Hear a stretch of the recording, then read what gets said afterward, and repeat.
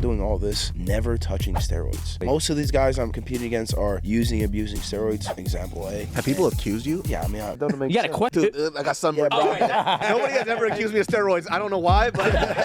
Did you see his match with Felipe and Samoa? Yeah, it was embarrassing. You think he's going to compete against you again? Bro, I offered him $1 million. Doesn't say yes, it's not gonna happen. I'll offer you 50K. He's like, it's not enough money, I'm rich. How about $1 million?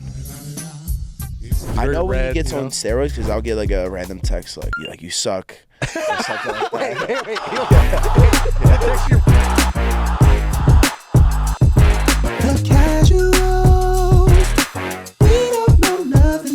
Welcome back to the Casuals MMA. We are a combat sports and MMA show hosted by very, very casual fans. And some say, is it just casual or all Asian dudes? Well, basically. we hit all Same. I got myself as Gilbert. We got Nick here. We got David So looking slim. And guys, we have a special guest here. All of us here make under 50K a year. But here, just 10x our salaries for the year. We have the Black Belt Slayer. We have the one and only greatest grappler. You, Gordon Ryan. Nicky Rod. Hey, you know what? He's not wearing shoes. I'm not wearing shoes. Yeah, we're this shit, dog. Can I just say? Oh, I got my ballerina socks on. Yeah, embarrassing. Hey, that's kind of gay. Here we go. That this guy's more Asian than us. He didn't. Not only did he take his shoes off, he took off his socks and everything, and Yeah, he's beating us out here. We look awful. I know. Bad Nicky, example. how are you doing, sir?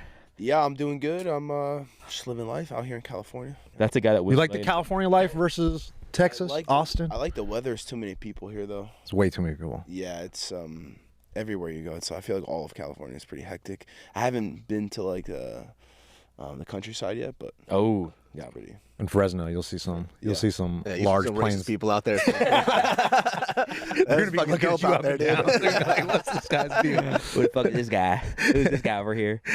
Where are you from? Yeah, born in Philadelphia, raised in New Jersey, and yeah, that's where my roots are in Jersey. Okay. Yeah, countryside of Jersey for sure. Countryside of Jersey? What's that like? Yeah, well, New Jersey's separated into two separate states, North Jersey and South Jersey. Okay. North Jersey being the predominantly known New Jersey, like busy, a lot of people. Yeah. And pretty much I'm just from the farmland side, Oh, damn. South Jersey. I wouldn't have guessed that. It's two different states practically. Interesting. Been to Jersey once. Thoughts? Let me tell you something, man. So I Googled in Jersey. Every time I travel somewhere, I Google what's the best thing to eat in Jersey. First thing that pops on Google, try it yourself, guys, says there's no good food in Jersey. I was like, yo, what the fuck? Okay, Google's roasting Jersey and shit. But it's the fucking funniest thing. Google's like, I got nothing. I got nothing for like, you. apparently the diner was developed in Jersey. Like Yeah. that's like it was like a trucker stop area. So I had sandwiches for 6 days. That's about it. But good sandwiches. Good big sandwiches. Yeah, tuna dude. melts, turkey. Yeah, where I'm from, no good food. Checks out with the native. Confirms sure. it. Yeah, Nicky there it Rod confirms it. Yeah, so I ate a ton of mom's cooking, but Yeah. when I moved up to North Jersey, closer to New York, there's a bunch of good food there. It's just a bit of a melting pot, so you get a little bit of everything. Yeah, and then when you went to Texas, Texas's food is crazy. That's Yeah. good. Yeah, it's not only just the famous barbecue, but it's pretty diverse. Like we got Japanese food, Vietnamese, What a little city? bit of everything. What What? city were you in Texas? Austin. Oh yeah, that's why. Austin, Houston, fire ass food, dude. Really good food. Everywhere else in Texas? Houston. Well, But MP? Houston's food is crazy, dude. Like every time I go to Houston, I just know I'm gonna leave 10 pounds heavier in 24 hours, dude. The Vietnamese food there is crazy. The barbecue, crazy, dude. Hella Asian people, hella black people. It's fantastic. I love it so much. What about you? You been to Houston, dude? I've never been to Houston. Because you're a fucking Loser, dude. Nobody yeah. wants I you. want to go to. I would love to go to Austin, but you Can't. know, You're I'm gay, still a dude. fucking- They don't like gays, dude. In your fucking Don't kick face. me out. Nicky, so you're fresh out of CJI. I'm sure everyone's been asking you. You've been on a couple of podcasts. How does it feel? Yeah, it feels good. I just feel like need more money. Hey man, you greedy fuck. So look, Yeah. just to be straightforward, like I don't know shit about jiu-jitsu. I only started watching jiu-jitsu recently. Yeah, right. same. Pretty fucking intense, and I think like with CJI, it opened it up to people like me, right? And because every time you see clips, like competitive clips in ADCC, it's pretty fucking boring for the general public because we don't know what we're looking at, right? So when you see two people grapple, I'm like, what the how are all your joints not torn apart? Like, I don't know what the fuck is going on, but CJI did a good job of bringing it to the general public, and it reminded me of what Conor McGregor did for the UFC and MMA in general, because people just didn't watch MMA like that. So, like, for example, my brother, like, he didn't give a shit about MMA. And then suddenly, this little Irishman comes with his little pot of gold. And then he's like, I love MMA. And then when I saw CJI, I was like, oh, this is fucking fun. And it was really aggressive. Yep. And did you feel that pot of gold, the $1 million, made everybody work harder? I don't think work harder, but I think it was the matchups. I think Craig Jones did a great job of getting the best guys in each weight class, and then that made for very interesting matchups. In addition, why it was so entertaining is because of the walls. Yeah. So in regular jiu-jitsu, when things get heated, you may need a lot of space. You end up out of bounds, stops the action, reset. Here, there is no out of bounds. You're stuck in there till you tap or the match or the time runs out. So I believe that the walls played a big factor in why it was so entertaining, keeping the action prolonged. There was no stop and go. It was just constantly go. What did you think of like competing in that rule set with the 10-9 systems? How'd you feel with that? Yeah, I thought it was fine. I think it definitely favors my style because I'm offensive, and when it comes to the rules, like they scored whoever's attacking the most. Valued most. So it goes scoring criteria is 3 criterias. Being offensive, like attacking constantly, submission attempts, and then positional control. So like if you slap on a shitty submission, you lose it, but your opponent was attacking the whole time. It's like you're gonna lose. Where in other rule sets like flow grappling, you could do nothing the entire match, slap on a submission, lose a submission, and win because of that. Even though the other guy was attacking the entire 15-20 minute match. So it's a much more intelligent rule set what CGI is doing. I think it just made for better matches, like just better action. It forced everyone to push the action, and like you said, it does favor your style. But I remember watching CGI and ADCC at the same time, and watching the 2 different rule sets. You're like, dude, ADCC is like way tougher to watch compared to CGI. After you watch it, you can't unsee it, I think. Because there was, what other promotion was doing that kind of rule set? Like 3 5s like that? Yeah, no one. That's a first of its kind, and I think it's very interesting because you see freestyle wrestling do it, you see MMA does it, and it gives you a minute to reset, to rethink your game plan. If you're, just make those adjustments. Yeah, that was a cool thing to see how people would make the adjustments from round to round, or if they're down, to see if they actually could do it, because that would make for a more exciting fight overall. But it was great. I thought it was a good thing to use for MMA too.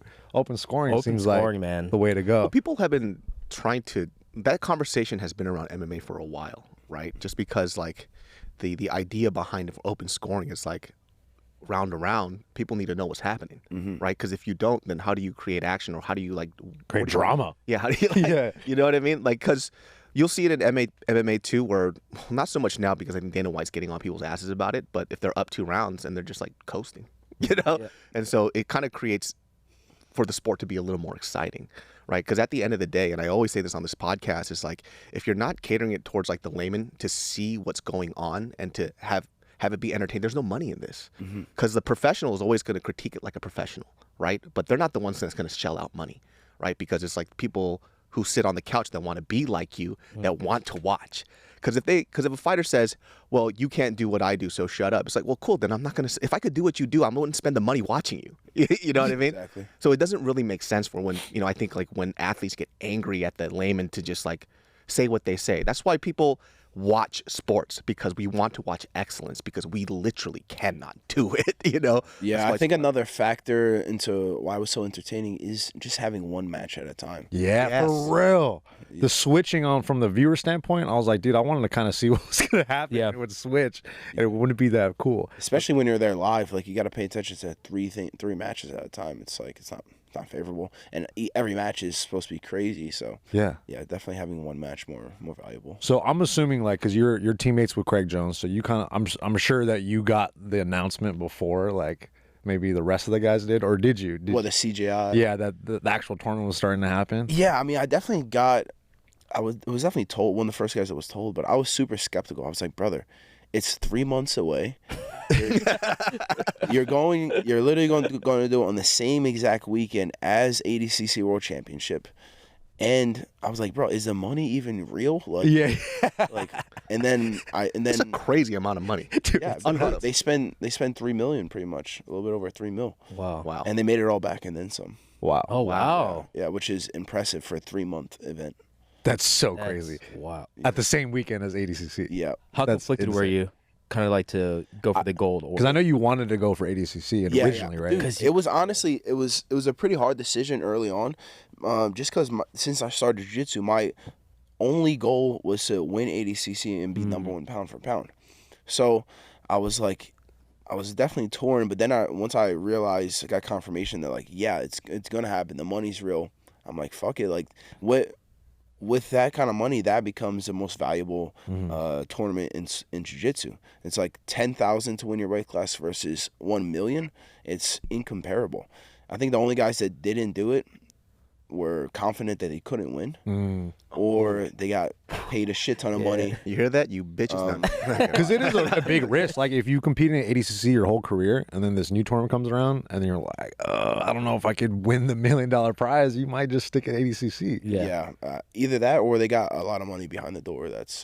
That's what people were saying, right? That the guys were paying out some. Craig of the Jones literally changed the game. ADCC never paid anybody to show up. Now they're doing behind the door That's deals, so cool. and they're paying everybody, men and women, a set amount of money just to show up. Because I heard in ADCC initially before the CGI came up that the women weren't getting paid as much for the prize money. Yeah. I don't know if that's true or not. This is just a rumor I heard. But until CGI came out, they were like, all right, we'll match. This is out of Craig's mouth, but I don't know how true that is. Yeah, it could be. I'm not sure, but definitely nobody was getting show money. Now everyone's getting show money. That's pretty Yeah. legit. And now with CGI, we see that they can turn a profit after spending $3 million. It's like how are you guys not upping the prize money? It's insane. Craig's like, God damn it, Nicky. But honestly, 10 G's to win a fucking the craziest bracket of all time. Yeah. Wait, that's Like the now. ADC. Yeah. Just 10K. But it's always been like that since like the 90s too, so they never changed it. Yeah. They just kept it as 10K. I guarantee they change it. No inflation, dude. Next No year. inflation. I feel like children's should. Taekwondo tournaments have more money than that. You know what I mean? Like, really, it was only $10,000 for something. And you that got big? 4 matches. You fucking bust your knee or you rip your ankle or something. Done. Yep. Bro, and the pros, like, before CGI, I was getting like 50, 60K per match. And it's like, I'm going to do 4 matches for a fifth of that. That's absolutely insane. Like, it's hard for me to compete in ADCC for that kind of money. Yeah. So what took so long for something like this to happen, right? Because when I hear that from my perspective, it's like, okay, this is high level competition like ADCC, right? But then you guys are risking every limb in your body to make $10,000 fucking dollars. Like, what was the point of it? Is it just for the glory, or just to be like, I am this champ, and then it opens doors for you? Like, what is it? Yeah, a bit of both. So definitely the glory, like the best competitors in the world, they do it for themselves because they want to be the best. They want to win. It's a selfish road, I guess. And then, yeah, after you win ADCC, you can make much more money selling instructionals, seminars, and for a team like mine, like B team, like it'll bump the merch, bump the YouTubes. So yeah, it's a bit of everything. But I think the money becomes the most valuable thing. Yeah. Let's say a scenario where CGI, and you guys are doing it again, you win that one next year. Is there a part of you the following year just to be like the competitor where you're like, easy work, I'll get gold medal ADCC? If it's on different weekends? Yeah. Yeah. I mean, even if Yes. CGI or ADCC was like next weekend, like I would do it as well. Damn. So how do you feel about Actually, yeah, I would do it because I'd get a fat check before even walking out there. Exactly. You know what I mean? Like Yeah. the Exactly. 10K would be irrelevant. Yeah. So now that you have the $1 million actually, what was it like walking around with a fucking briefcase? Yeah, full of is that real? Yeah, is that safe? That was not real. How many people from high school hit you up after? You know what I mean? We were chasing you in the From parking lot. It's me from South Jersey. Man. Yeah, so immediately after I got the briefcase full of money, I walked to the back do a quick interview, and I'm checking out the suitcase just to make sure that it wasn't real money. Like, is I was this like, real? I was like, A bunch of ink packets. yeah, yeah. So pretty much every dollar just said like copy on it in small lettering. Okay. But yeah, that was the first thing I checked. So I was like, I'm gonna need to buy a gun to drive this. Yeah, for real. What Yeah. the fuck, dude? Yeah, but no, they gave me a nice check same night, so it was good. That's so the Did it money clear? Is it cleared? is cleared. Okay. Let's okay. go. I think It's legit, guys. Yeah. tight. So the money's a trophy, but the check is the real. That's cool. Yeah. That's cool. So I know after the match, you called out Gordon Ryan. You said, "My million versus your million. Let's set it up." Yep. Which And is he bites, insane. Bro. Yeah, fucking gangster. That's were crazy, dude. prepared. So You understood fucking the gangster. assignment, You should have been bro. like, hey, my 10K for your 10K. For your million. You know? I take risks. That'd have been amazing. Hey, look, can I ask you this too? And I know you probably talked about this in a lot of podcasts just because I'm like so new to jiu-jitsu, right? And I started filtering through and looking through videos. Like, what's the deal with north-south position? Yeah, what's up with that? Why Why you is guys that? just like yank on a penis? I mean, you probably talked about this a lot, but I just want to hear from you. What is it between you and Gordon Ryan? Like, I saw a couple of interviews between both of you. Y'all seem like you really fucking hate each other. And it's beyond like a competition level thing. And you actually don't see that a lot. Like, usually after people compete, like I'll see it in every fight, they'll dap up like, hey, that was, you guys don't like each other. Adesanya DDP. Yeah. That's So it, man. can, just for the people who haven't heard about it, because this is a casuals podcast, where did it start and why is it here? Okay, so the kind of the drama between it's really between Gordon and the B team. Like he hates all of us. It's not just Including little bro, huh? including It's not just me. There's a lot of hate. You're the representative. Yeah. So we used to be teammates. We had to separate teams because the kind of person he is. It's just not really a good person. So that's indicative of the reason why we training with his brother. His little brother's on my team. Oh. Yeah. So Gordon Oh, you Ryan. didn't know that, huh? No, I don't know shit. Ryan. Nicky Ryan. Yeah. This is like an anime. Please continue. Seriously. Yeah. Yeah, so Nicky Ryan is Gordon's little brother, and he trains with us. He's business partners with us at B Team. We're separated from our original team, which is under John Danaher. And did that because, like I said, this is the kind of person that he is. But as far as, like, hating him or whatever, like, I'm not, like, an emotional person, so I don't care. All I know is that he has the #1 pound-for-pound spot. Oh, and you want. I want the #1 pound-for-pound spot. So that's all it is for me. I feel like, That's tight. just from what I've seen, I feel like, I'm just thinking about what I want to say in case I ever meet Gordon Ryan, he tries to kill me. Like, I feel like your existence bothers him, right? Because Ooh, yeah. he's, Yeah. and I'm only looking at this because I watch anime, and it's literally like an anime. And I was watching this last night. I told him I wasn't going to watch any of the shit because I wanted to just hear it from you. But then I just saw a little bit of something, and I was like, oh, this is exciting. It's like, he's king, right? He is like the guy on top. Is his name. And then all of a sudden, you pop up, right? And then you're getting this notoriety, and it starts to chip away at him a little bit. And it feels like it bothers him a lot. Like, your existence bothers him It Maybe an definitely- overshadowing effect. a little bit. He definitely loses sleep. Yeah. That's the best answer. Yeah. He's made bad decisions in his personal life, so he just can't be happy no matter how much money he has. He'll be forever, his happiness is tarnished. So that makes me sleep great. Yo, he's My the villain, bro. My sleep on the other hand. And then fuck, well, you had another question? No, it was just like, yeah, okay, this is where I was going with that. So when I was a brown belt, I was training for jiu-jitsu for 3 or 4 years. We had our second match, and I broke his foot in competition, and I forced him, and I had him in like a rear naked choke, and he tapped like right on the bell, and he ended up winning by ride time when it comes to A lot of controversy. Yeah, A lot of people thought Nicky Rod won this match. so I'm choking, A lot of people thought this one. I thought this was done, bro. and then like And this is also a little history too. Gordon competed against Nicky Ryan, Nicky Rod, time just right now, and he tapped and because yeah. this is after the ADCC match, right? After ADCC, yeah. So he submitted me in ADCC. just due to I just approached the match the wrong way. And then after that match, I matured a lot. I practiced certain things. Like, he tapped me in a leg lock, and then couple months later, I break his foot in a similar leg situation. And so you see the progression. He broke his fucking foot. So you see the fast rate of progression in competition. That's broken right there? Oh, yeah. You can hear it snap, crackle, pop. He tries to stand up. Oh, my God. Yeah. So that really hurt him because he's never been. Actually, my teammate Craig Jones broke his arm a little bit in competition, but besides that, I'm the only one. And I did it with minimal experience, talking 3 or 4 years of jiu-jitsu. And this guy's been a black belt since before I started. And I snapped his foot in competition, so he's extremely threatened. And then I'm on the back, and I have a fully locked-in rear naked choke. And, he's forced to tap right off the bell. And see, this is what I'm saying. Like, this is where it really becomes a crazy story, where you have somebody who feels so fucking invincible, right? Where he's dominating the competition. He's literally the talk of the town, where he's becoming the face of jiu-jitsu. And you have somebody who is a brown belt, and you start finding these little chinks in his armor, right? And to see that, I feel like mentally, it's just kind of like, in his mind, he's like, the fuck is this shit?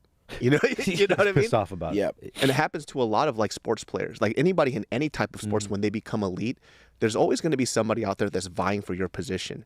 And then sometimes when you get so, I don't know him personally, I don't know the sport very well, but I'm just talking about from the sports psychology. It's like you get so cocky, you forget there's always somebody out there that wants your spot. And then you threaten that on him, and it kind of like set him down kind of a spiral. Like it feels like it anyways, right? Because now there's like conversation, like he's like lost a lot of weight, all the steroids. Yeah. It has to be all because the of steroids. Stress. Yeah. You can't forget. That's a huge factor. So did you see his match with Felipe and Samoas? Yeah, it was embarrassing. Like he had these super fights. I beat both these guys twice. Why is it even a thing that he's going against them? I'm the only one out there.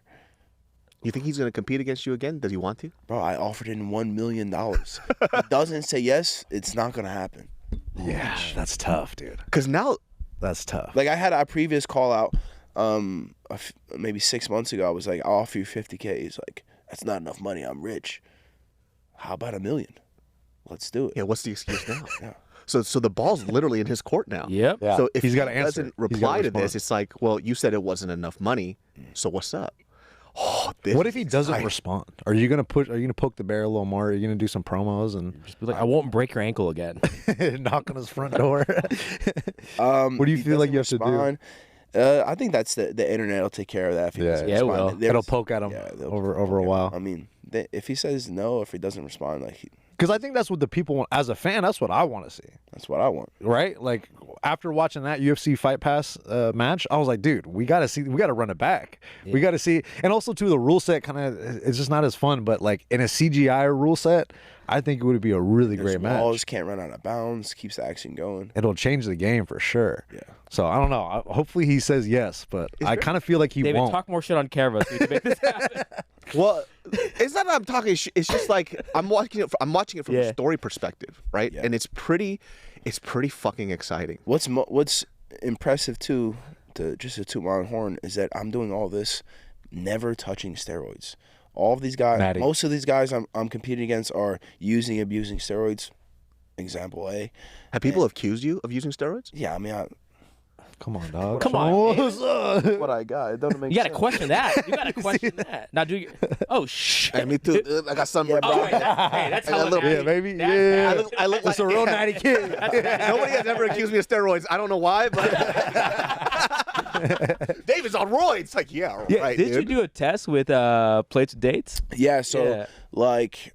A couple months after this match, because it had been a few weeks after that match with Gordon, Gordon accused me of like greasing in the match. He was like, that's why you broke my foot. Oh my God. Yeah, he was like, that's why you broke my foot, because you greased. I was like, and grease being like putting lotion or whatever to be slippery. It's like, whatever, dude. Like, it's not a good look. And so I go on Mark Bell's podcast like soon after. I didn't say anything else on social media at the time because I knew I had the podcast coming up. So they asked me like, why is Gordon so good or whatever? I was like, well, honestly, it's because of the steroids that he does. And like, Which he's open about, though. Exactly. So he like, freaked out on me, even though he's open about it. He's like, that's not why I'm good. And it's like, yeah, it is. Yeah. And then Definitely helps. and then I told him about it. I was like, listen, I've never touched steroids ever. And he was like, yeah, you have. I can tell. And he posts like before and after pictures of me like in shape, not in shape. It was like, if you know Like anything, when you were 3 years old. yeah. So tall. Yeah. Like we all get pudgy here and there. Like it is what it is. But so more plates, more dates was like, oh, if you're really claiming this natty status, like let's do a drug test like tomorrow morning. I was like, all right. So I showed up, did the whole thing on YouTube. They did a urine test, blood test, and they said it was the most like intensive, invasive test you could do. Wow. And passed all the markers. Absolutely never took. As far as they could tell, up to 6 months prior, haven't done any kind of PEDs. And I was competing sooner than 6 months ago. You know what I mean? That's a really bad look for him. Yeah. Yeah. And he's still like, no, he's on the gear. It's like, okay. You could tell when ADCC comes around, Gordon peaks because he looks like he's very I know when red, he gets on steroids because I'll get like a random text like you suck. Or something like that. Wait, he'll text you random. Bro, Just angry. yeah. Yo, wait. What else does he say? Like, Yeah, that'll be like the premise of it, but like it'll You're be, whack. it'll go months with like just silence, and then when he gets on gear nearing a competition, he'll text me just some negative shit. Your butt stinks. Yeah. Like, hey, bro, that's weird. you didn't really break my foot. Yeah, exactly, and it's I think it's funny, but he means it from the heart, So Do you ever text anything? You don't text anything back? no, I don't even read it half the time, but like I'll see like the first line. I'm That's like, even worse. This is not going to be positive, Sometimes it's like a paragraph, sometimes it's like a sentence, but it's pretty funny. Damn, you're in his head rent free a little Rent-free, bit, bro. huh? Could you please read one of those paragraphs? I got to hear one. Curious, dude. I'm so fucking curious, dude. It's actually, I understand why he hates you. 'Cause, like, I get it. it's because You're so chill, You're dude. so chill. It's it just insane. fucks with him. Like he's sitting there, it's like, oh, I got his ass with this one, you stupid fucking idiot, blah, blah, blah. And he goes, he didn't read it. Unread. It's like, unread. Oh, It's God. like, well, he didn't read it. Well, You're what about, stupid. I'll text him again. I'll send him that message. It might be a reception thing. So it's like, Freaking out. he's like trying to get under your skin, but you're just like, He texts his brother, hey, make Nicky Rod check his phone. and then after that, he goes, oh, I got this team. How about I just get your little brother? And then like, it's all these little things. He's just like, what the fuck is going on? I did. So he doesn't get along with his own brother? Correct. What the fuck? Yeah, I think it's a bit more like mutual now, but yeah, they had like one of the reasons we separated from them was because of their relationship was pretty toxic. We're like, yeah, we gotta get your brother away from this guy. Holy shit. Yeah, it's pretty sad to see. So it's like it seems like his personality this is who he is. So I think he was always a version of this, but I think the substances that he was taking fucked his mind up a little bit. He's been more aggressive, more angry, more emotional maybe. Yeah, I started, I follow Mike Israel, and he was talking about like the effects of like steroids and TRT, and it's pretty severe.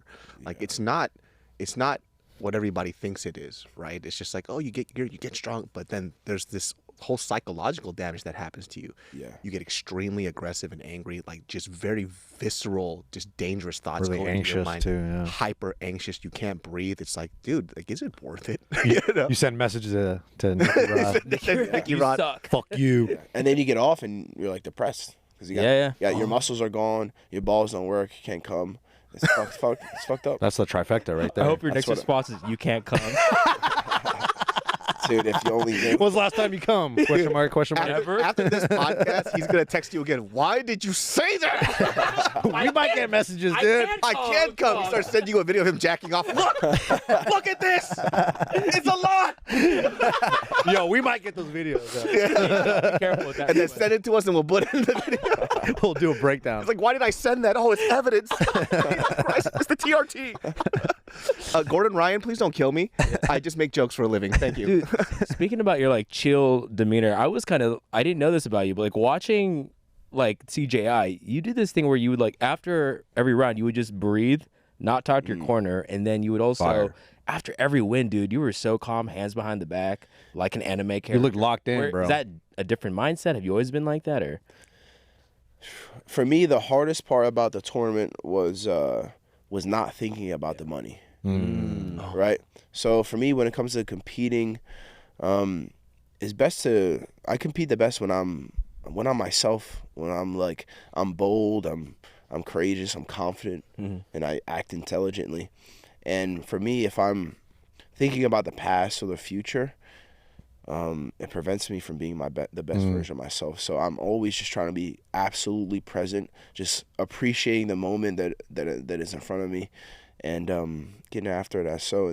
And the whole controlling the breathing thing is just like, I have 1 minute to recover. I want to maximize that recovery, and you do that by getting your breath under control, having a rhythm, a pace to your breathing. And I wasn't talking to my corners, but I was listening to them. They're right there in my left ear, and hearing what they say, getting my breathing under control, and getting ready to go back to battle. And I didn't celebrate till the final victory just because it's not over. Like I've won nothing yet. You're like Kobe, dude. I mean, bro, look at That's this. some Who Kobe does this in the middle of like Matt? You're like It's fire, Kobe, bro. though. That's some Kobe shit. Yeah, you gotta Holy control, shit. Gotta control every heartbeat out there. Because you do see that in tournaments where guys they'll win a big match or a big name in their bracket, Celebrate. and it almost seems like that's the peak, right? And then after that, they might have like a little bit of a dip in performance from the next match, and you really have to stay locked in. It's over, man. Dude, fighting multiple guys in a day is obviously very difficult. Can I ask you, like, at this level of competition, right? And this is in sports in general. What separates people in terms of like greatness, right? Because everybody seems to be amazing. So in your opinion, when you compete against people who are, from my terms, like at a similar level to you, what separates you from them? So I have incredible attributes. First being my good looks, so that Let's go. They fall in love before they fight. That's the problem. Gordon Ryan. I don't want to hurt this guy. If you go back to the match, Gordon Ryan's dick's hard. He's like, fuck, just calm down. yeah, that could be distracting to my opponents at times. It's the eyes, yo. It's the eyes. Let's go. But I have physical attributes that a lot of other athletes, only like NFL players have. Like, I got the wide back, I have fast twitch muscles, and I have long endurance as well. So I can be quick, and I can do that for a long period of time. And nowadays I'm working on like my stationary muscle. I don't really know how to describe it, but like squeezing for a long period of time as well, right? So instead of the fast twitch, having a bit of both. So those are attributes. I'm also built beautifully for a grappler. Like, I have long arms, tight waist, long legs, huge biceps, wide back. Very All right, important. man, I get it, dude. Right? Yeah, I'm just saying. As you speak, I get uglier, dude. As you speak, I get fatter, and then I'm like start sinking into my chair. Like, Big tummy. and when you guys Big edit this shit, cheeky as he eyes. says it, can you just go back and forth to me and him? Pant to your biceps. Yeah, Come on, dude. It's concave. I need steroids, all right? That's what it is. Ugh, God. And I have a incredibly strong neck, which is very valuable for grappling as well. You could push your opponent around with that. That's attributes-wise. Also, big hands, big feet also helps out. Mentally, I believe my brother and I were born with a kind of mentality that wants to achieve greatness.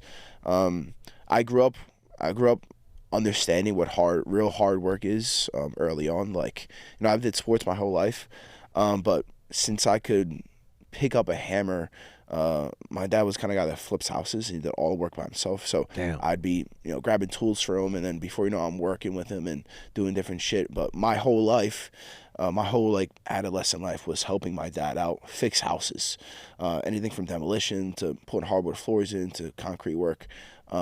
So I knew growing up that my dad was telling me, like, you have to work hard and whatever you want to do, but make sure it's something that you love, because if not, it's gonna be worth me. And I was like, I'm not doing this shit for yeah. So that kind of mentality he instilled in me very early on, and that helped me be successful. In addition, I had a lot of wrestling coaches that helped not only physically but my mental state as well, like showing me, just helped me understand, like, it's only you out there. Like, I remember one situation that stands out to me.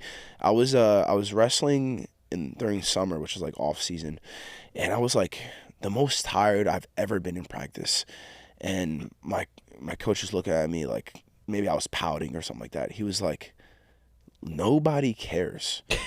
It's like, like nobody cares. Stop feeling sorry for yourself. And I was like, Damn, you're right. Nobody fucking cares about you. You gotta do this for yourself. Damn. And you just keep going. And but yeah, many situations like that help build my mentality. And that's what my brother has, a very similar mentality as well. So for you, like, if you were to give advice to anybody who wants to be at your level, right? What are the 3 things that you would tell them? Learn the best techniques and all the techniques. Learn the best techniques possible that fit your style. If you're a top player, learn to stay on top, learn to pass guard, learn to wrestle. Because as a top player, like, you don't necessarily need a guard. Like, you never see me play guard. Like, I use it to get on top, but like, if somebody gets on top of me, I just fucking stand up and restart.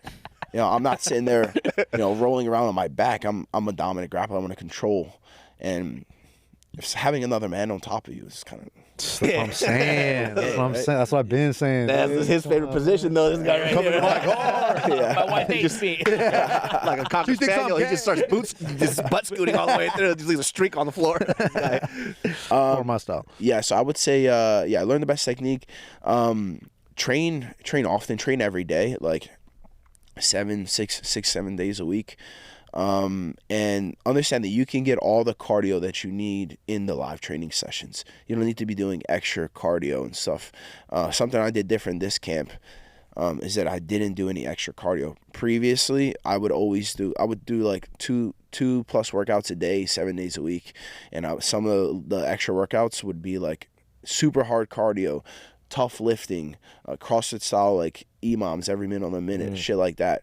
And for this training, I was just like, I'm gonna try something different. I'm gonna just go as hard as I can in practice, and give a day for my body to recover. I started taking 1 day off a week, and I feel as if that helped me push harder in the training sessions. So as opposed to doing the whole 7 days a week, like I used to just roll every day, even prior to competition, no days off for years. I started taking a day off, and I feel as if that helped aid my recovery and help me get to peaking on competition day. And as for the third one, what I say, technique, hard rolling, strength and conditioning, right? Like, I think if you're not competing, you don't have a competition coming up, muscle is the body's armor. So get as much muscle as you can in a healthy way, and it's going to help you grapple longer for longer years. I mean, not time, you know what I mean? Help with longevity, and yeah, being stronger is not really a bad thing. Especially in jiu-jitsu. It definitely helps. Yeah, for sure. Was there a reason why you decided to take your foot off the gas a little bit on the training volume? Was there someone like guiding you through that, or was it just like a realization for yourself? I just talked to a lot of athletes like in the wrestling space. I've also watched like tons of interviews with like guys like John Jones or Kobe, or just a lot of the best athletes the world's ever seen. And some of them said, like, if I could go back in time, I wouldn't train as much. And it was like, and recovery is real. Like, absolutely. Especially if you're on steroids, you could train 7 days a week, probably twice a day, you're fine. But as a natural athlete, like, you need recovery time. And I was always like, it's hard to get me to not work, because I always want to work harder than everybody, but you also have to work intelligently. Like, I do think that my volume of training held me back in some situations. So I kind of I'm recognizing that nowadays. Yeah. There's also this like conversation with jiu-jitsu, that I've read, where some people talk about when a sport gets really, really popular, that the sport in and of itself in terms of skill level starts to water down at the general level. Do you feel that that's true? I feel like the evolution of jiu-jitsu continues to rise. I feel like new techniques are coming about. There's better techniques. Nowadays, we're seeing a lot of like camping from top, where it used to just be like no pressure and exploding past guard. The leg locks are still almost king out there. Like, you see, 5 years ago or maybe 6 or 7 years ago was the beginning of the leg lock trajectory. And then a couple years ago, it kind of like died off because guys learned defense, and then it's kind of picking back up. We see the leg locks being Is it very still successful. as hard it was to get a black belt now as it was back in the day, in your opinion? I have no idea.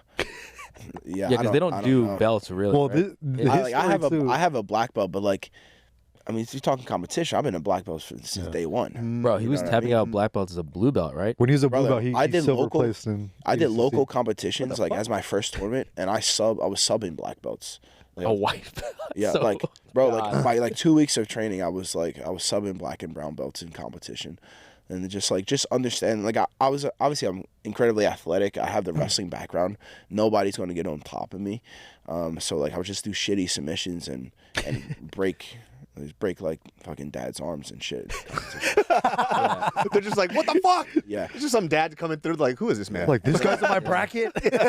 And then like 14 months in, I made it to the ADCC World Championship, which is this documentary, and placed second. You know, with literally You were a blue belt, right? the blue The belt. Yeah. black belt slayer, dude. Yeah. So this is like one of your first viral moments where people learned about who Nicky Rod is. You're like, oh, who the fuck is this guy? Yeah. Kind of stole the shine from Gordon in this ADCC a little bit. Yes, too. he This is did. where the story starts. This is dude. where the story started. Pretty much. Honestly, when you were saying that in my head, I thought of this because I was like, this was a huge story at the time that you beat all these guys. You beat Orlando Sanchez, who was like one of the ADCC champs at the time. Yeah, he won. I beat Orlando Sanchez. I beat Cyborg. which was a huge one. Yeah. You know, that's a big one. He beat Cyborg. So how many years have you been rolling up to this point? One. What What the the his first fuck? year. Yeah, like 13, 14 months.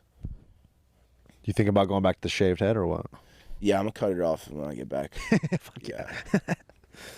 No, but this was a crazy fucking run. Yeah, this was quite a bit of notoriety. Fuck that. I don't care for people knowing me though. It's kind of I'm past that point now. A lot of people know me, but if I could just be incredibly wealthy, do what I love, and nobody know me, I'm cool with that. You're in your Kobe era, dude. Yeah, for Yeah, That's real. what that shit is. How old are you? Could be a 27. Just locked I mean, in. that's its prime time. Gordon's 58.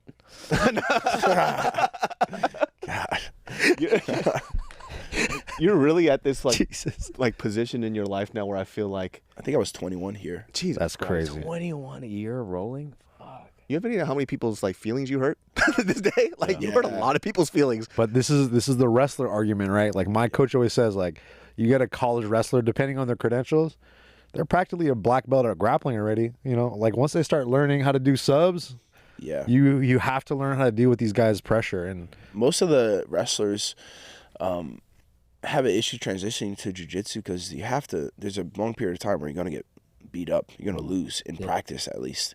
So a lot of guys don't like that. They get choked up by somebody that's like half their size. Like, yeah, fuck this. yeah.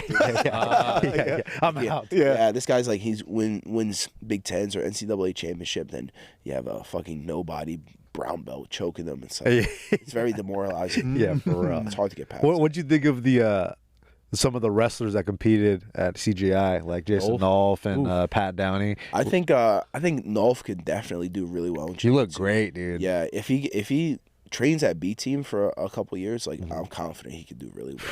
He's like Next world his champ. instincts are incredible. Obviously, nobody's gonna like out wrestle him.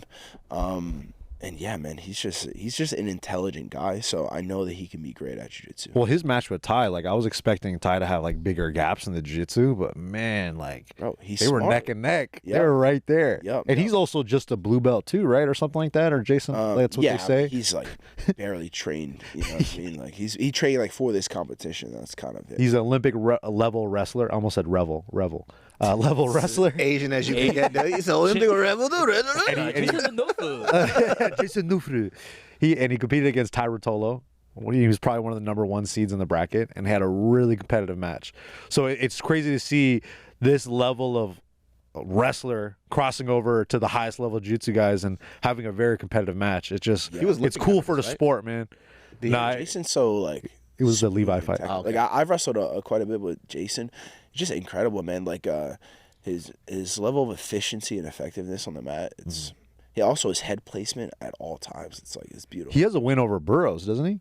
Yeah, Something like that? Trials, right? Yeah, that's so crazy. He has a win over Jordan Burroughs. For reals? Yeah. So this is how good Jason Nolf is, and the fact that he's had this type of match with Ty is incredible. Yeah, Ty is incredible. Both the Rotolos are. What makes the Rotolo brothers so hard to deal with?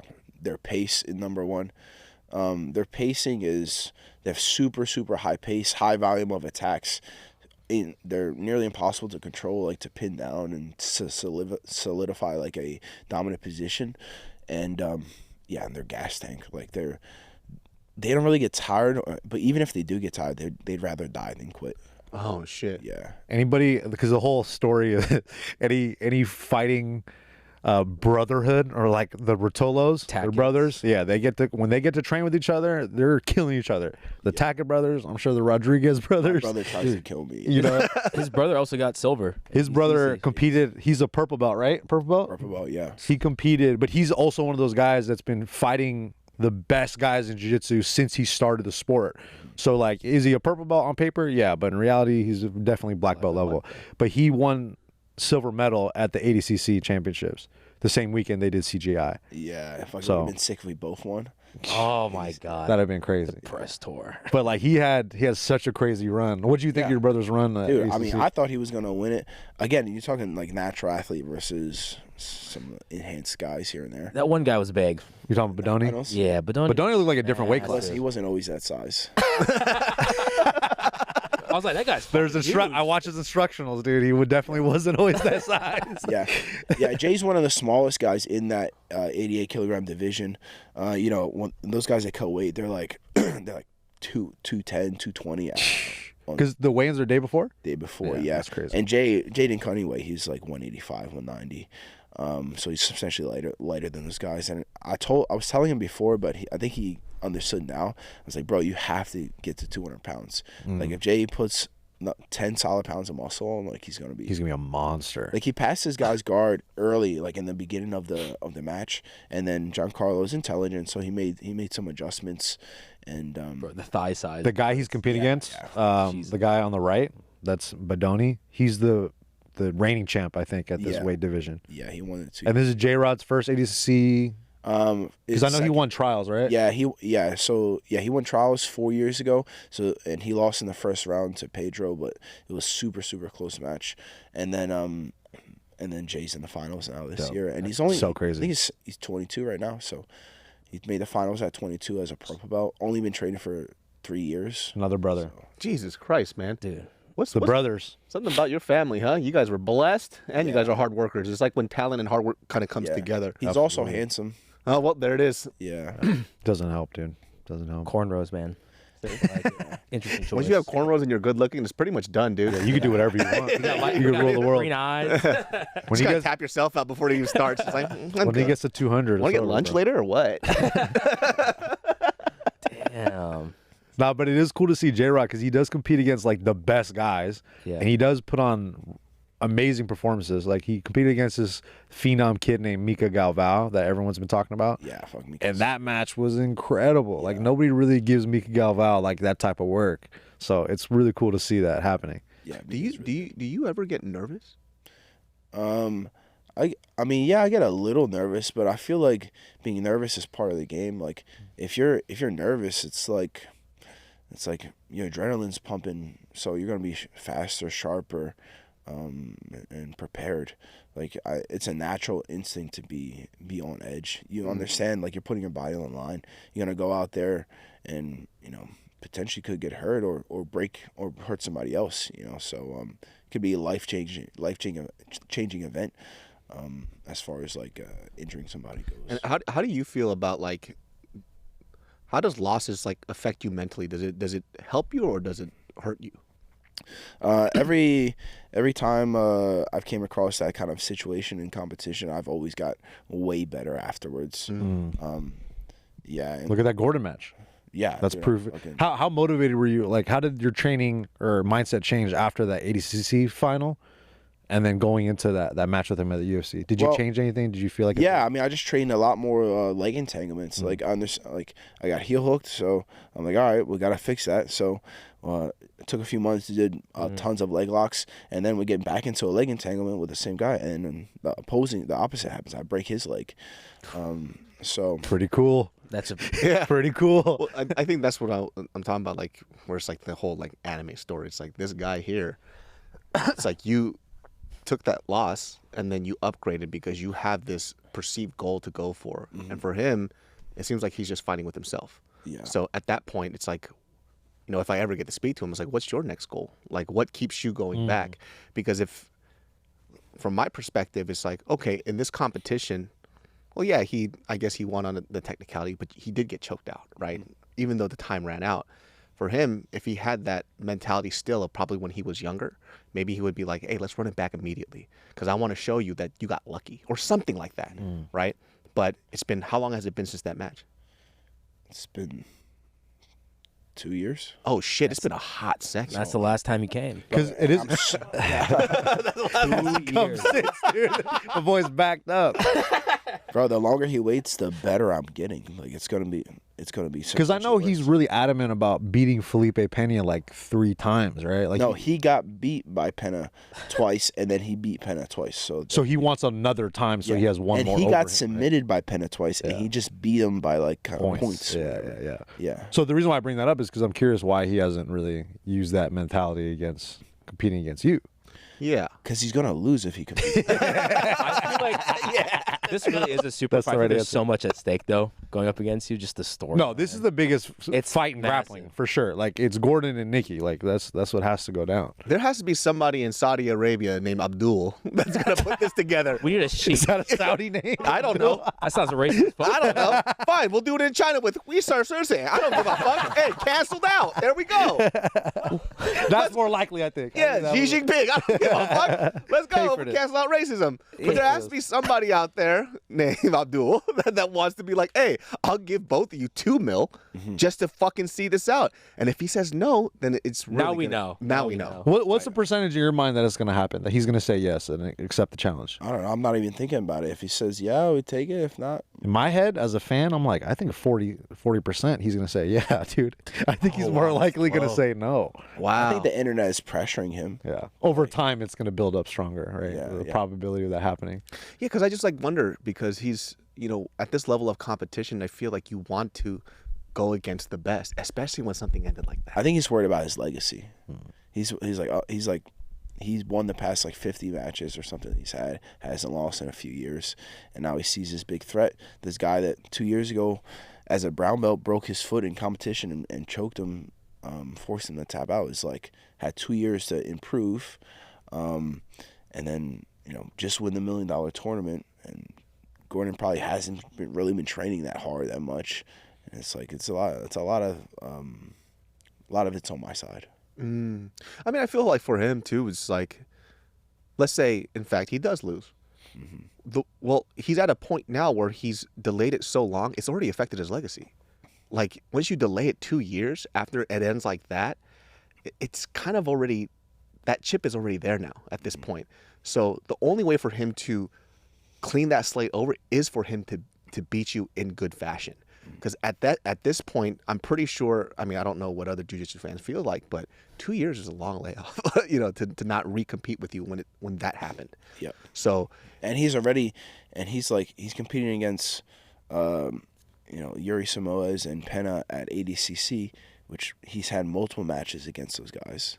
So it's like, why not run it back, right? yeah, like I'm so curious. Like I would love to ask him. It's like, what's taking so He long? could be busy with his flip-flop company Toehold. He's got a lot of promos on there. What do you think about those promos? The promos, oh yeah, I mean it's good. It's good content. I'm actually wearing them. Nicky?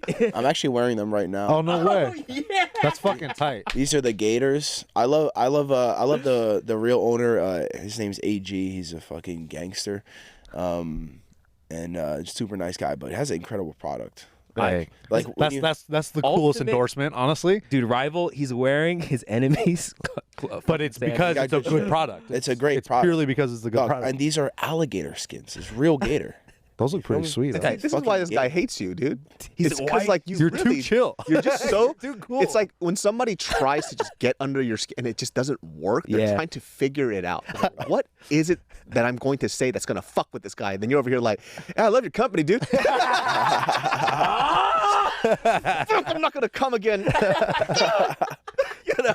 I love how we started that new rumor. We're starting new rumors here, dude. He can't come. Gordon can't come. Dude. Bro, who owns Amazon? Is it Bezos? Bezos. Yeah. Like, if you hate Bezos, you're probably still gonna order from Amazon. That's very true. Wow, that's so fascinating, man. Like this whole story arc is really, really fun, and You it's need great like for- a comic book or something. No, You absolutely. do. You really do need a comic book. I bet you there's Someone some animate this. there's somebody looks just like me that's gonna animate this. Oh, how about the idea? It's a great idea. Dude, when I went to Japan, like, Oh yeah, quintet. yeah, I was there. Yeah. Quintet, That was and dope. I'm trying to, and communication can be an issue sometimes, right? Yeah, But my buddy tells me, he's like, bro, just say whatever you want to say in English with the Japanese accent. I was like, bro, isn't that racist? Nah, dude. He was like, no, it's how they say it. So he's like, instead of cup, you say cuppa. True, it And, worked. bro, and I did it, and they're like, oh yeah, cuppa here. I was like, fuck, bro. Dude, it's like that That's even sick. in K-Town in Korea. Yeah. So like when I first moved to K-Town, I couldn't really speak Korean well. I can speak Korean pretty well now, but there's this street called Mariposa, and there used to be, and there still are, these like taxi guys in K-Town where they give you their card so you don't have to use Uber. So if you're drunk as fuck, you call this old Korean guy, he comes and picks you up. Problem is, there's like a language barrier, so usually only Korean people use it. So I was like, I need to get to Mariposa. He's like, huh? Mariposa? Huh? Mariposa? Ah. So it really does help. But Japan's dope, right? Oh, it's beautiful.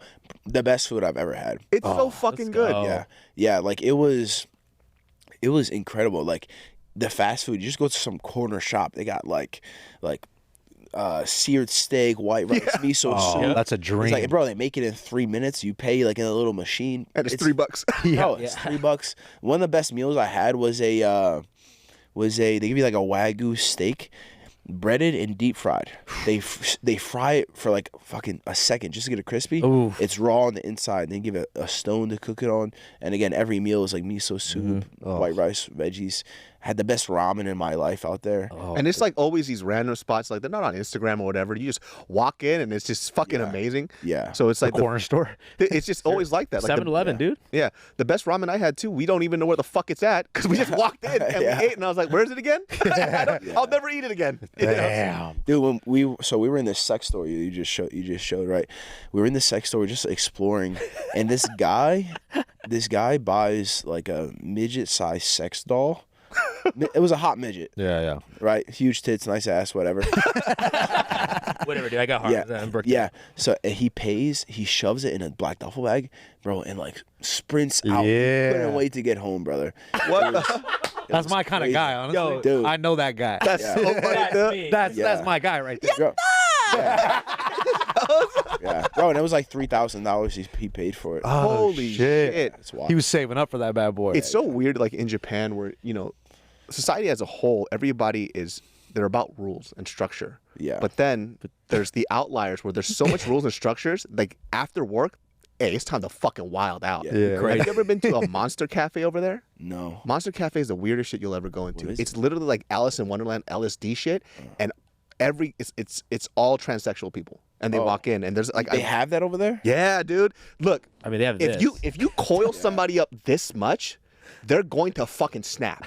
And so these guys are all businessmen in there. Yeah. And the waiter that comes up to us, I shit you not, is a trans dude, walks up, he goes, "Hello, my name is Nesty." I was like, okay, I'm good.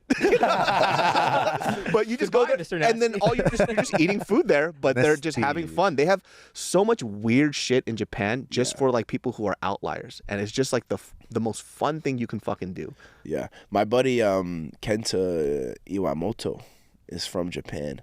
Right, he's like he competed on CJI, and we asked him like, "Oh, what are you gonna do with $1 million?" We did like a YouTube video.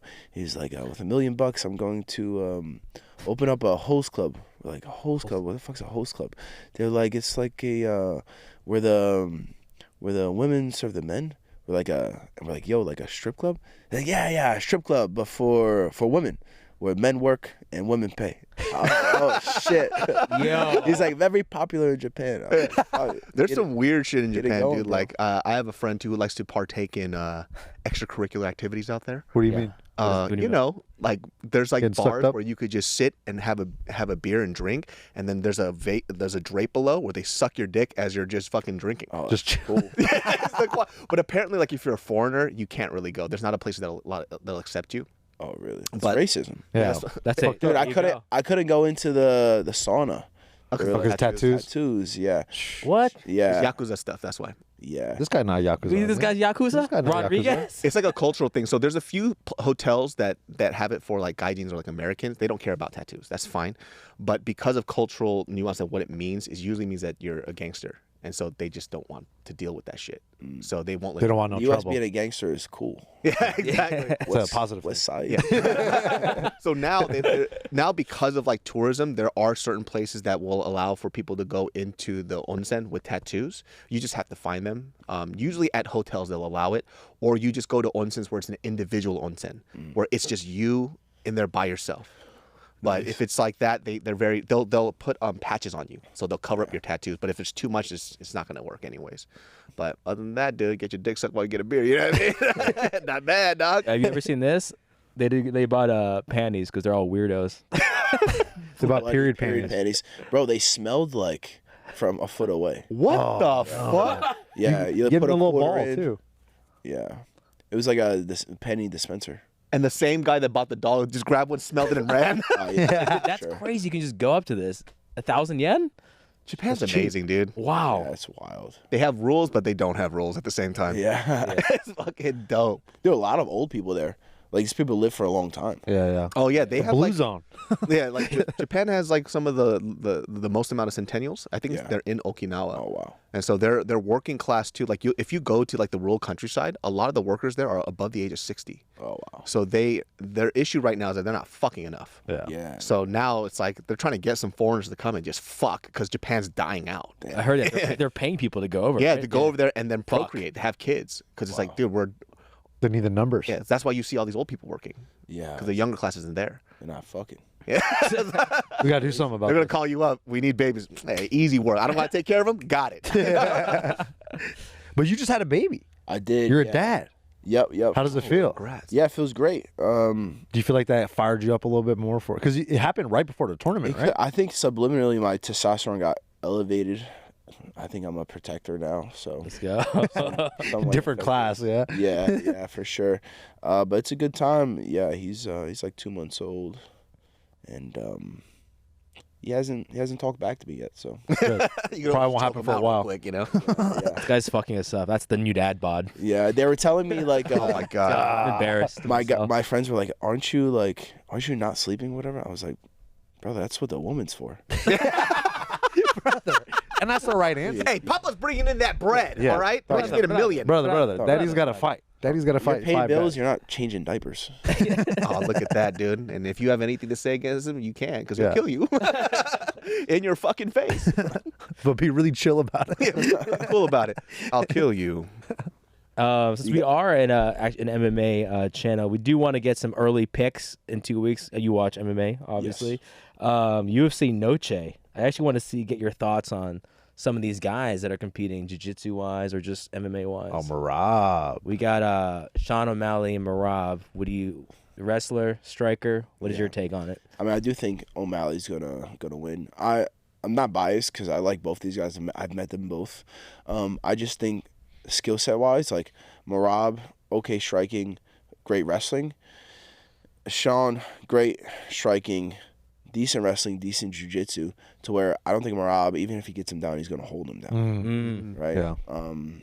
And again, he can't take anything away from Merab. Like what he did against Cejudo was absolutely incredible. Yeah. Again, Cejudo kind of out the door a little bit. But I think O'Malley takes it if I had to bet. Ooh. Yeah. And then Yeah, he's an underdog. Shit, did you see Merab jump at CGI in the audience? bro, he's a monkey. What the fuck was that? Yeah, he's a monkey. Super nice guy. Every time I met him, he's like, he watches the sport and whatnot. So it's awesome to see. But I think stylistically, it's a tough match for Merab. Yeah. Yeah. And The then, stand up is just so dangerous from Sean O'Malley, dude. yeah, He's so scary. He's a sniper. And Sean did a really good job of taking his time in the UFC. Like he built his brand up, like even before he was on the main cards and stuff. And then like before he had got any really tough fights, he had years to develop his striking. So it's impressive to see. And then Alexa Grasso and Shevchenko. Shevchenko's a tough fight, man. Oh yeah. I don't know anything about women competing in any sports, so I don't.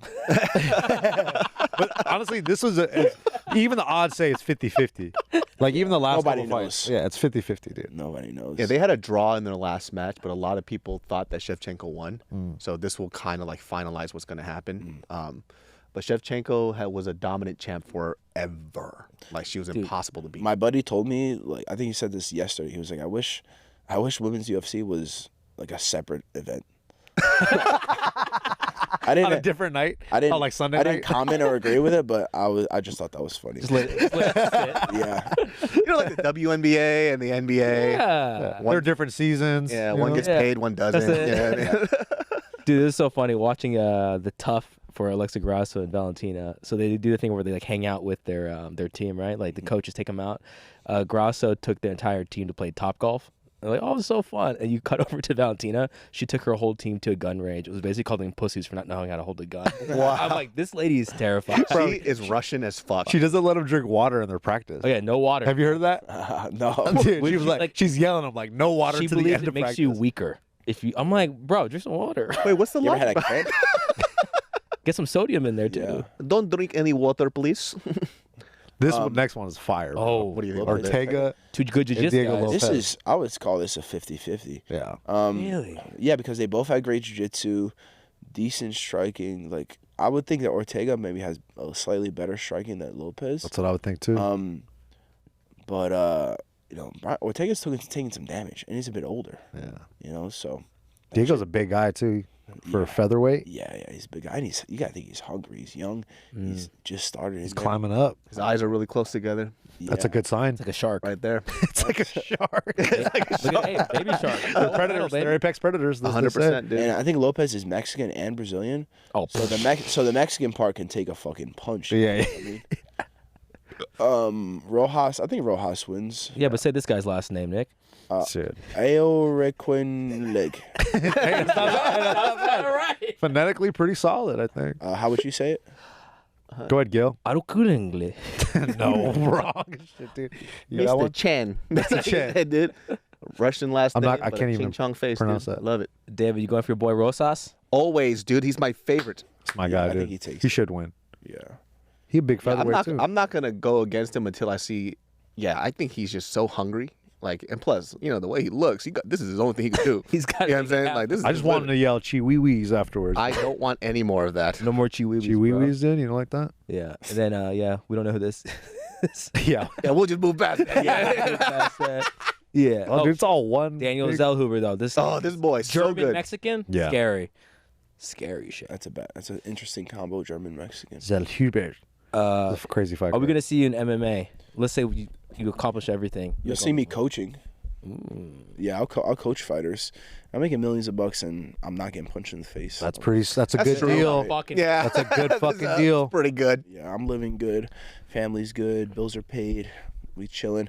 I've had tons of requests to corner UFC fighters and stuff. So Nice. that'll be in my future. It hasn't quite worked out yet. I remember one time I got offered to corner Cyril Gane against Jones. They got- Oh no I'm way, like 4 weeks ahead. I was like, You could have used that. I was like, dude! yeah, but I was 4 like, weeks brother, ahead though. It's What gonna do make you you look do? so bad. dude, I know. I was like, I can't do nothing. 4 weeks of John Jones, brother. Like, the most I could do, I could help you stand up off the ground. But he's gonna take you down again. Yeah. And also, like, America all day, brother. Come on, I was like, hey, you're French. Shut up. lose my number. Yeah. I remember what they did to us, man. Yeah, They came over here. Never forget. They drove their boats over here. It's fucked up. You had testicles at the Olympics. Be quiet. Just fucking hang up right on them, dude. Damn, there's a couple. I think of like in MMA. There's a couple heavyweights. I feel like you easily could just not take any punch. I'm not trying to find out. It's like, why play this game? You know what I mean? Dude, I was like playing around with Curtis Blades a little bit, and he threw a punch like past my face, and the wind that carried Oh it hurt. God. I was like, Yeah, like oh, no, thank you. Yeah, I saw some footage of you guys rolling. Yeah, pretty we're, dope. We're rolling and just playing around a little bit. I was like, bro, like we made like a video. I was like, punched me in the face like fakely, and I was like, it's too. Hands are big, head's like a fucking pumpkin. Do you guys ever do like? Because I know you have some guys that do MMA. Do you guys ever like do like simulation MMA rounds and stuff where you guys are like doing ground and pound a little bit here and there? Nothing crazy, but no, playing around with that. Strictly sport jiu-jitsu. We do have guys like our guy Damian Anderson is a fighter. His main He's on a goal, crazy run right now. Yeah, his main goal is a UFC championship, and yeah, he's mainly a grappler, but his striking looks good. Like he beat a boxer that was like 30-2 or 30-1. He beat him in striking, he outstruck him, put him down, submitted him. He had a Muay Thai guy that had like 20 Muay Thai fights, outstruck him, put him down, submitted him. So like he's good, man. He looks really good. His jiu-jitsu, his striking, it just flows together really well. Yeah, he's a beast. He's impressive. We're gonna see him in the UFC soon for sure. Oh, I'm excited. Yeah. He's got the right mentality, like how he approaches training, like not only physically but mentally. Because he's at Extreme Couture, is that where he's at? No, well he goes to Vegas and visits. For MMA. Mainly like when we do a competition, he was like, oh, I'll train with the guys in Vegas. But he's a really intelligent Muay Thai coach named Elton. He runs a club named Ambush Muay Thai in Austin, Texas, and like. Because I trained under John Danaher, I understand what genius is, and in my opinion, Elton's like a genius when it comes to Muay Thai. Wow. Yeah, so he's in good hands. Fuck yeah. Before we end this podcast, how good is Bart Kwan's jiu-jitsu? Bart, you're watching this. Bart should hop in CJI next time. Let's go. Under 80, dude. Under 80. I keep calling Bart. I'm like, bro, can you come teach a seminar in my gym? Help us out, brother. Bart is like the goofiest guy ever, dude. Bart just fucks around all the time, dude.